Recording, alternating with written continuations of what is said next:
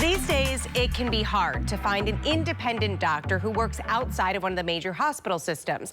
But they're out there, and in today's Wellness Watch, we introduce you to one who says being independent has a lot of benefits for patients.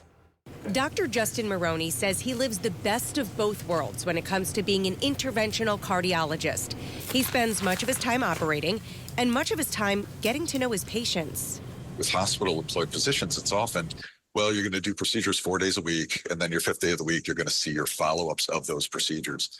And you might be a little pigeonholed, and you might lose the breadth of cardiology. And he didn't want to do that, so he took a job at Capital Cardiology Associates in Albany, an independent cardiology office, not associated with any of the big hospital systems. He calls himself a country doctor. So I love the fact that I'd be able to hang on to that and have a greater percentage of my time in the office. That allows him to get to know his patients better, a plus for patients. But he says there are also big cost savings for patients if they see an independent doctor like him.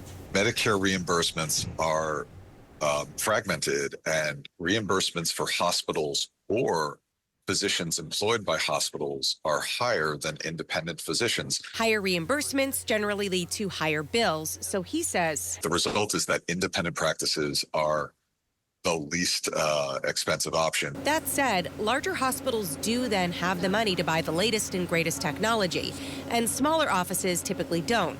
But there is a workaround for patients. They should look to see if the practice has admitting privileges and procedural privileges at the hospitals they want to go to. In our case, we do. And because of those privileges, doctors like Dr. Maroney still have access to some of the most advanced equipment at those larger hospitals. So if there's a new structural heart device that's going to be quite expensive to make the investment in, when we're an independent practice that might have 50% of the potential patients in Albany, it's a win-win. Perfect.